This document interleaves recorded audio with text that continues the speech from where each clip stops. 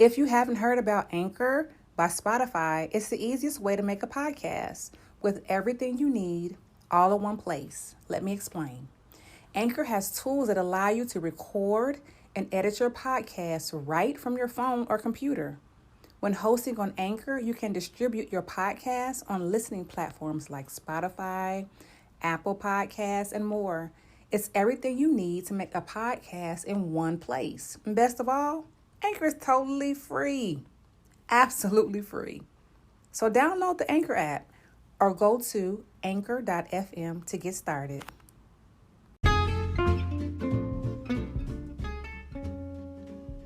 Greetings, beautiful ones. Welcome to the Snails with No Shells podcast. I am Ms. BJ Martin. It is so nice to meet you. In this community, we are all snails with no shells. This is a safe space for one to bear all and feel free. We will talk about any and everything. There is no judgment on this podcast. Individuals and aliens from all walks of life and planets, please join us. See you soon.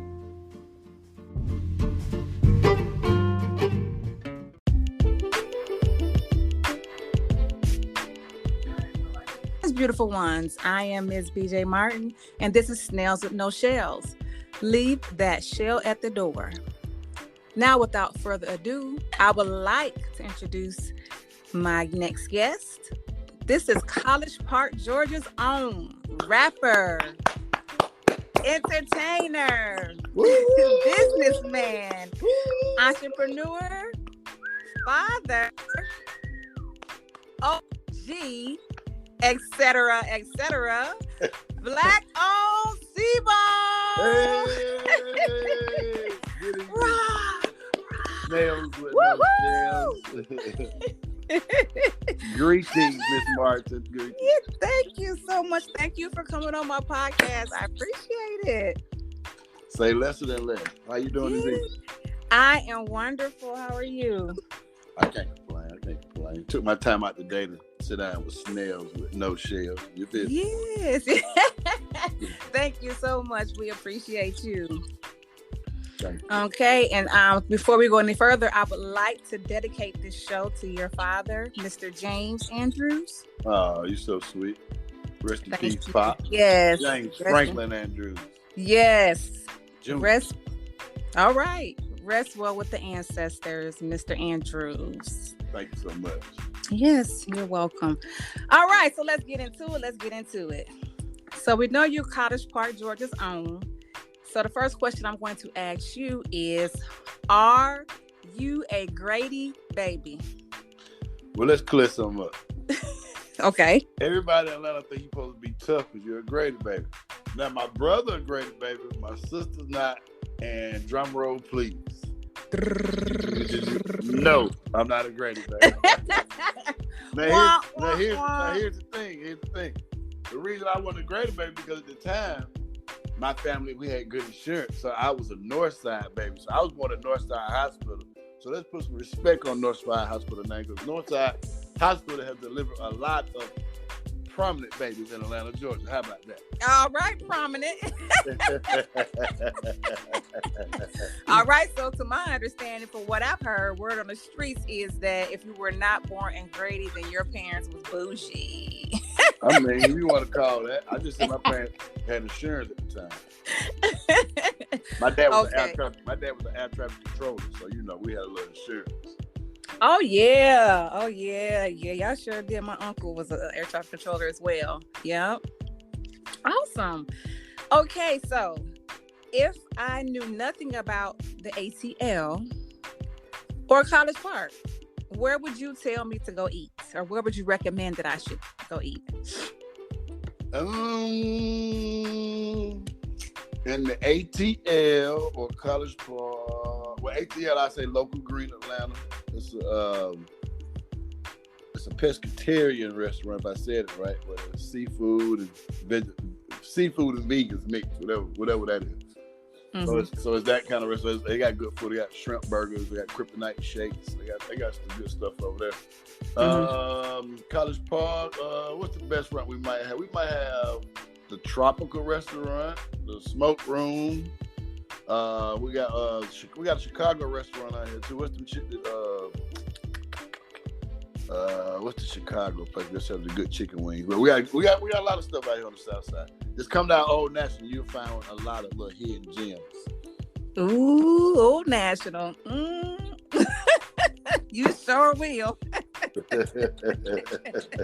Old Nat L. That's what they called it. Miss Martin, have you been to Old National before? You sound like you have.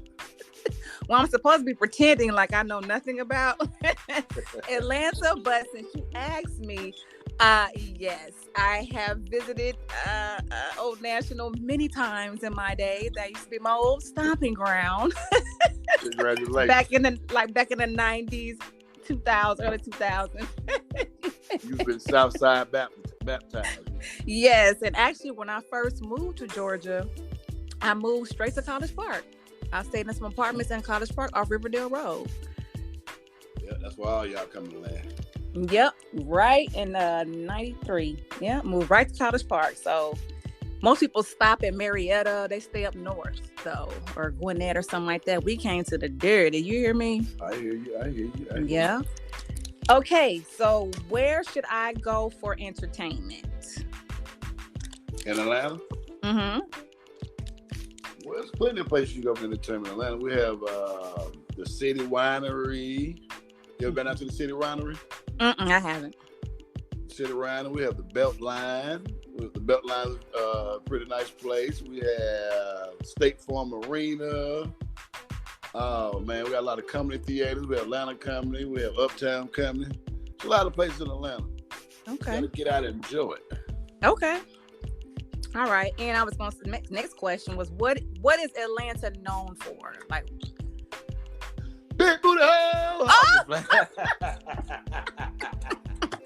Atlanta is known for, I think Atlanta is known for, to not sound racist, but for black people doing good on their own. If that's a category of such, it's known for. If you come to Atlanta, you can succeed, or you can get your business off the ground that you couldn't do at wherever you was at in Wyoming or wherever you was at. So. Yeah. It's also known for you can come to Atlanta and start over and be who the hell you want to be. We never know who the hell you are. That's right. No lies told there.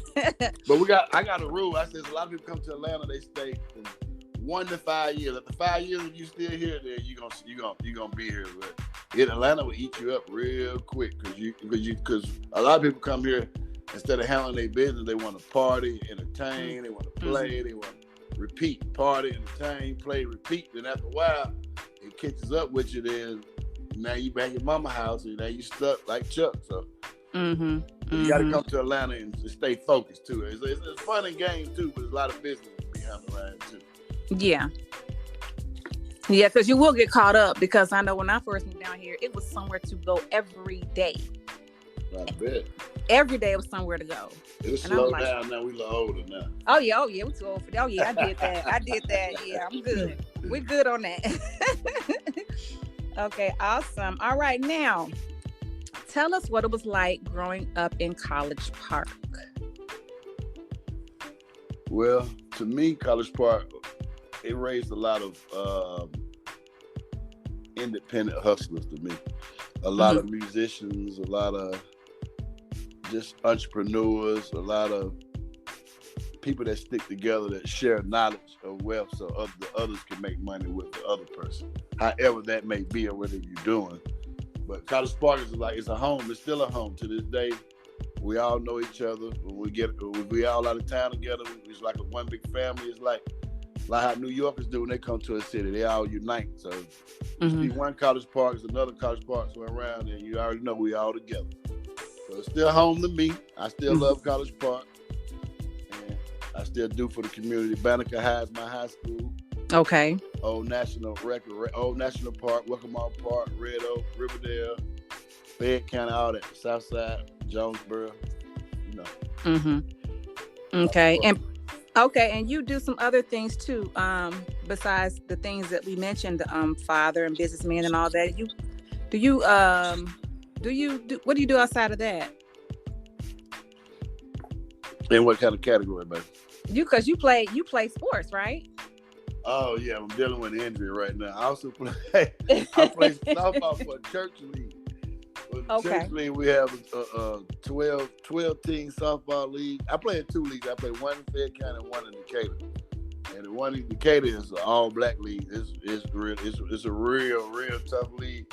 The Fayette County is more like a community league, but I'm dealing with an injury now because I came in at third base and I slid and I kind of jammed my finger. So, I'm getting a lot older. I ain't, my athleticism is still there, but the healing process takes a little longer. Yeah. You know why the healing process stays longer? Because you get older. No, look, I was coming around third base and I swear I blacked out. I thought it was like 14, 15 again. I was like, I just hit my teammates. Get out! I slid and didn't even touch the base. I had to roll to touch the base. I still was hurt. Oh, man. Oh, you're so funny. I'm involved in the community as well. I deal with a lot of little league teams and a lot of people coming to my... And I also have a shop in College Park called Pop-Up Shop Apparel, which also is, let me get the address, 2459 Roosevelt Highway, College Park, Georgia, Unit B16. It's called Pop-Up Shop Apparel. You can follow us on Instagram at Pop-Up Shop Apparel. And we do a lot of youth from the hood. They come up to our shop. We talk to them and we counsel them. And we got football coaches also in the shop that have brands in the shop. So we deal with the community every day on the south side. Awesome. Okay, next question. What did you want to be when you grew up? What did you want to be once you became an adult? Oh, that's a deep question. I had somebody else interview me and ask me this question, and I gave this answer, and they just looked at me like I was crazy. So I'm gonna answer the question, but I'm gonna tell the truth. What I want to be when I want to grow up was a kingpin. Okay. I mean, that's what I want at the younger age. That's what I wanted to be. Well, as I got at a certain age, I wanted to be a franchise hotel owner. Well, that's what I'm going to be at the end of the day before it's all over with. Okay. I was going to ask you that question. So businessman at the end of the day. Okay. Well, I appreciate your honesty.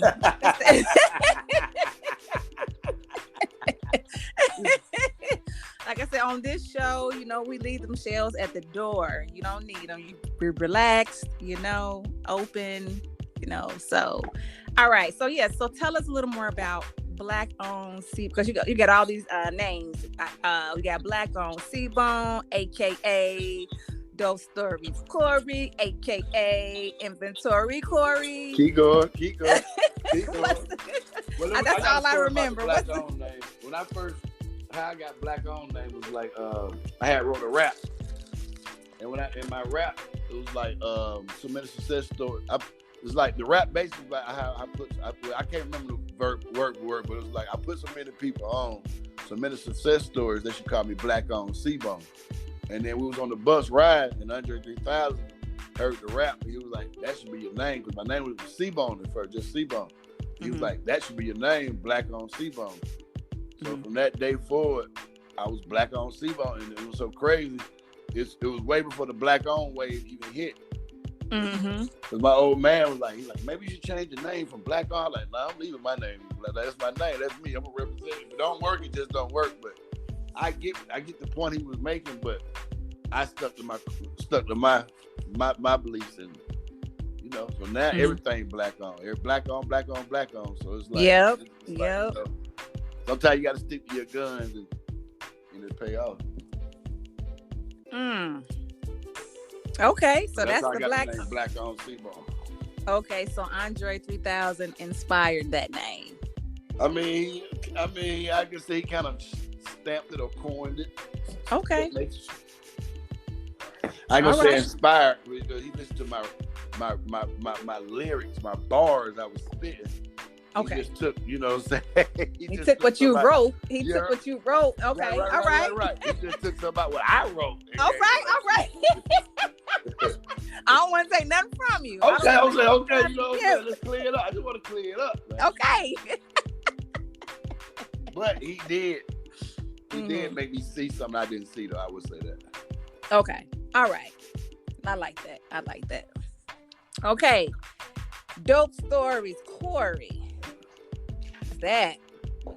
Dope Story Corey is the entrepreneur with a brand called Dope Stories. Dope Story is a brand. We're not talking about drugs. We're talking about your success stories, your life, your achievement, your accomplishments. What is your story? What kind of story do you have? Your story boring? Is your story fascinating? Is your story this? Is your story that? But everybody in life has a story. So Dope Story was invented. Every time I read a story on Instagram or something on social media, I didn't have it in the put, so I just put like, okay, I like the story, so I just put Dope Stories. And actually, Dope Stories was invented from a hashtag from me liking people posts of the stories that I thought was dope. So that's how Dope Stories got invented, and that's how your man, and my name is Corey, you go by Dope Story Corey. You did. Yes, we did. Okay, all right. Inventory Corey. Now, Inventory Corey is the guy that do all the labor himself. Like, it's like an in-house. I do this, I order, I ship, I pick up, and I get inventory. So inventory is like, meaning I have a lot of stock in the store. So if you come to the store, I have plenty of inventory. So Inventory Corey is nothing but like merchandise. It's me while I'm doing my job, or I'm getting a hoodie or a jogging suit made for somebody. I'm Inventory Corey. Okay. All right. So, is that it? Is that all the AKs? Because I want to make sure I get them all on my show. Is there any more? They call me Long Down C-Bone, but that might be on another show. Oh my God. Y'all. What's your? Oh, my bad. This is ready. This friendly show. My bad. Well, I mean, I did say leave your shield at the door, so you said many more AKAs. I just said I got a couple of more. I don't want you to ask about that one, though. No, I will not. We'll talk about that one later on. Hey, Mr. Anchor, the anchor might get you this. Right.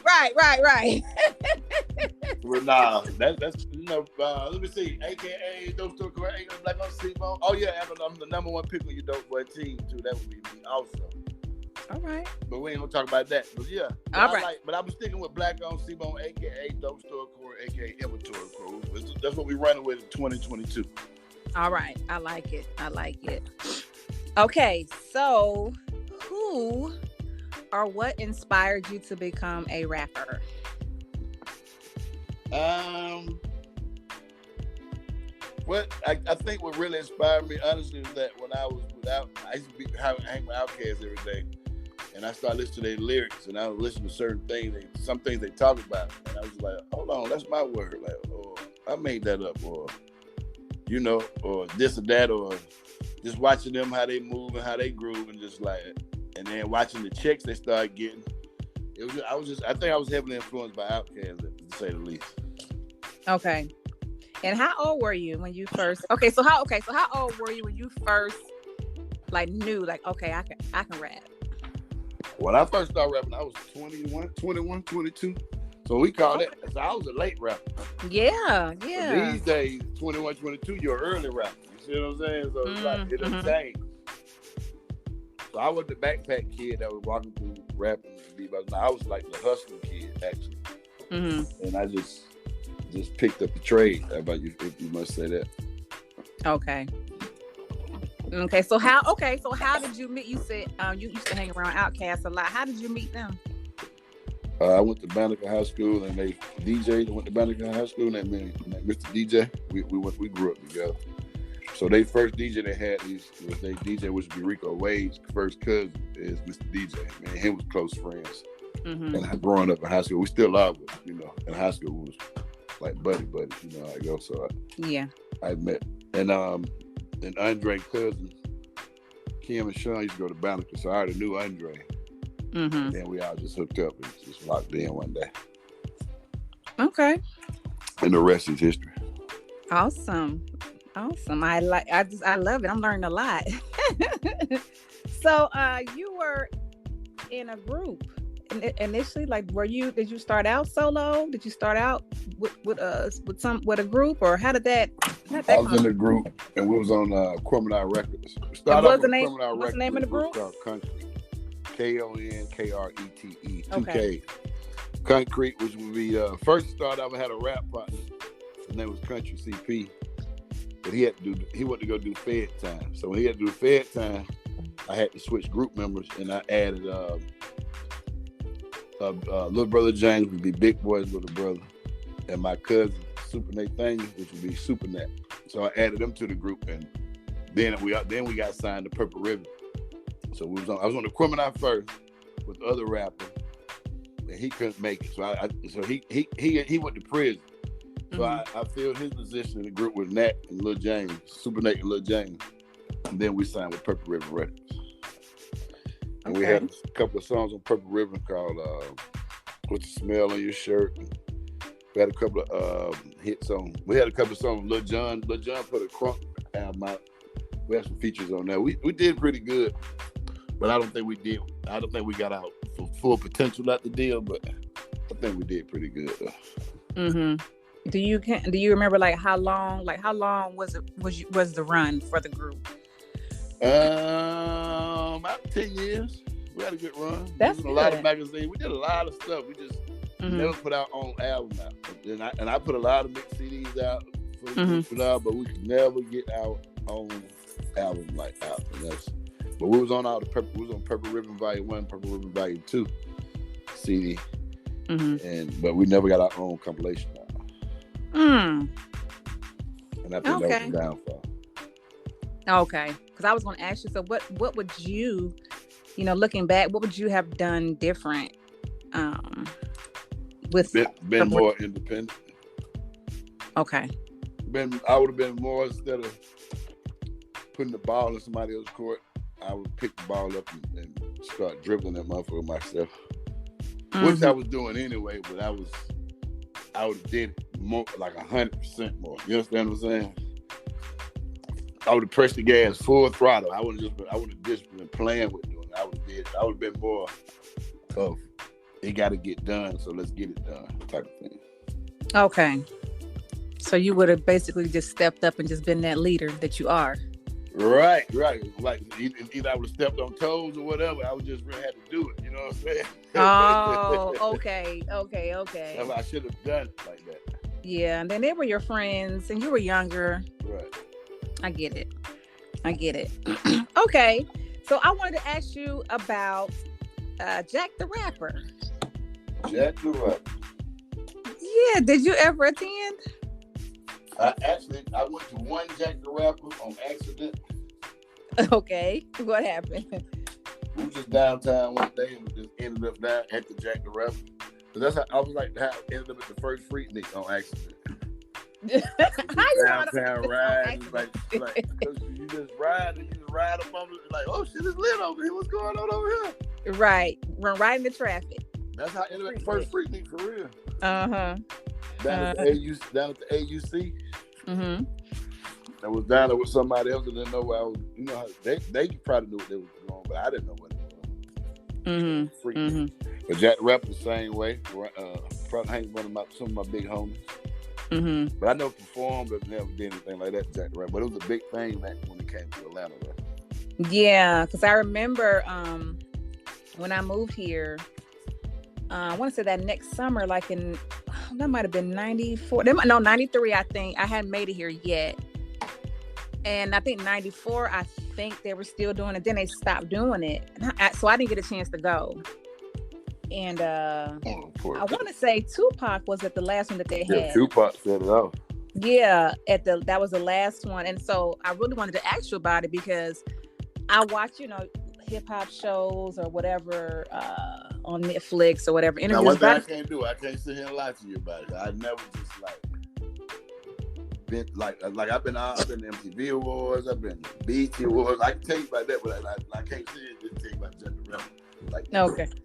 Okay. Yeah, because I was wondering, because I don't ever hear anybody really talk about it.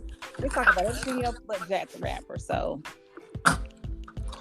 okay.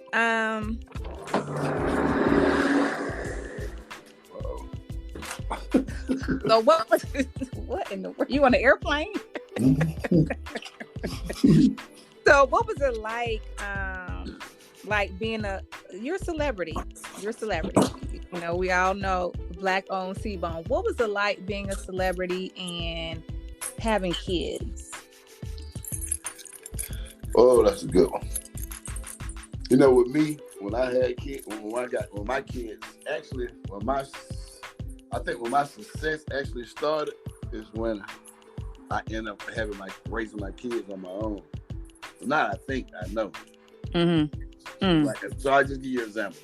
Okay. 05, 06, that's when Kryptonite just started jumping out. And that's when my kids moved in with me permanently by myself. Like me being a single dad. Oh, wow. So at that time, it was like a lot of things I did because I had help with my dad and my stepmom and my mom. A lot of things I did, and I did like travel. I was traveling a lot then, so it was kind of like, it was like, you're going to take on the responsibility, but now here's your time to shine. You get what I'm saying? Oh, yeah. Dang. So I end up having both, actually. But I could have did more if I didn't have my kids at the time, but it actually worked out to the good, and it's working out. So when I had my kids, I was like hands on 24 hours a day. But then actually when Kryptonite dropped, like, okay, now you gotta fly here, you gotta fly here, you gotta go here.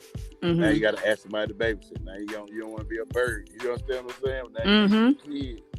Now you the prime parent, but now you ain't at home all the time.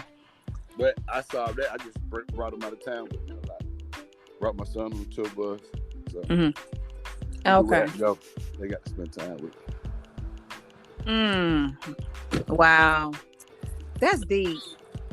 Yeah. It's deep. It's sometimes kind of like, dang, it's always something. You know what I mean? Like, yeah. It's like you have to choose, you have to make decisions. Do that. You do. So where have you been like overseas? Where have you been overseas? Like, what's the furthest place you've been? Hold on one second. Can you hear me? Oh, yes. Where have I been overseas? Everywhere. Everywhere? Australia might be one of the most beautiful places I've ever been. I've been to Germany. I've been to London about 10 times. I flew to London one day for 24 hours and came back. Stayed in Trafalgar Square. Flew, did the show, and came back. You couldn't tell me I wasn't a rock star. London, Budapest,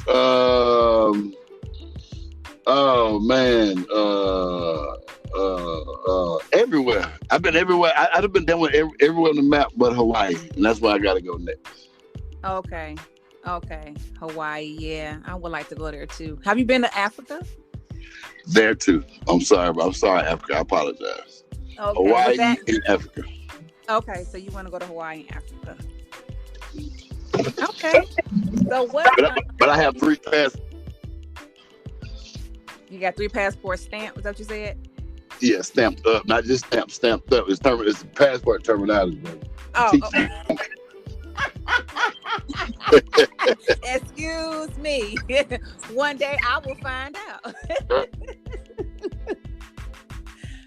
Oh my gosh. Then I'll show you my passport. Granted. You took for granted the traveling, or you broke up for a second, so?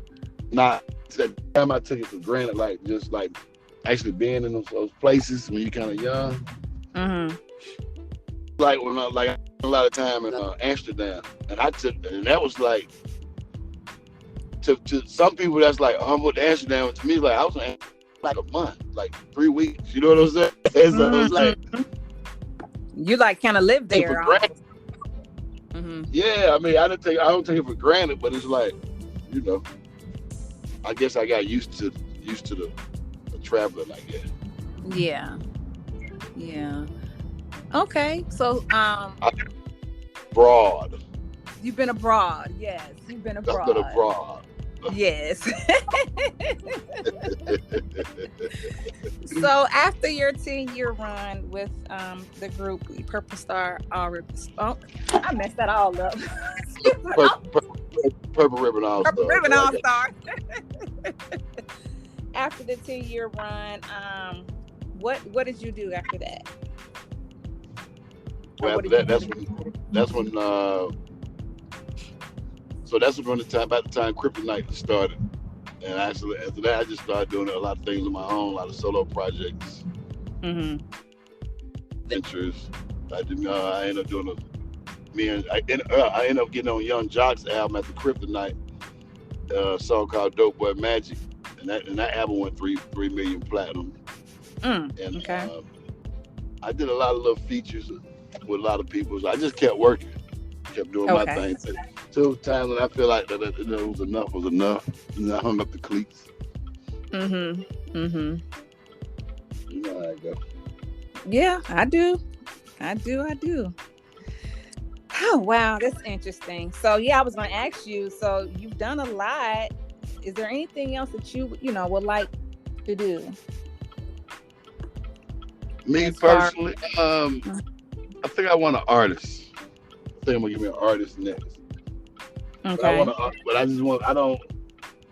artist, but it's like I'm picky with the artist. I think I want an artist and put all the things that I couldn't do or everything I have learned into the artist. But I want to make sure the person is worthy of the knowledge. But I think I want to put an artist out and see what I can make it do. Oh yeah, that's wonderful. I love that. I love it. Yeah, pass that knowledge on. That's what we're supposed to be doing, right? Right, but you don't want to just pass on to somebody just to a brick wall either. So it's like you got yeah, because then it's a waste of time. Then right. Yeah. Oh wow, this has been a wonderful conversation. All right, so we're gonna wrap it up. Do you have anything you would like to, a message to the audience? Maybe something inspirational, maybe some advice for an inspiring artist, whatever you want to say. This is your main man, Black on C-Bone. All I want to say is keep your head up, believe in yourself, whatever you got to do. It takes time. Trust the process. Follow me at Dope Store. Follow me at Black on C-Bone, BLACKOWNED, CBONE at Instagram. Facebook, Corey Black on C-Bone, and I'll be there. And that's for Dope Store Corey. Yeah. Okay. Do you have anything coming up? Anything coming up? Any events or anything like that? Nothing major at this time. Brag about that I can really think about right now. I'm just saying. I got you, baby. I got you. All right. Well, thank you so much, Black on C-Bone, for joining my podcast. We love you and we appreciate you. Thank you, Miss Martin. Yes. All right. All right, ladies and gentlemen, thank you so much for taking the time to listen to my podcast, Snails with No Shells. Before we go, I would like to say this. Just like the sun, you are necessary. Love y'all. Peace. Peace.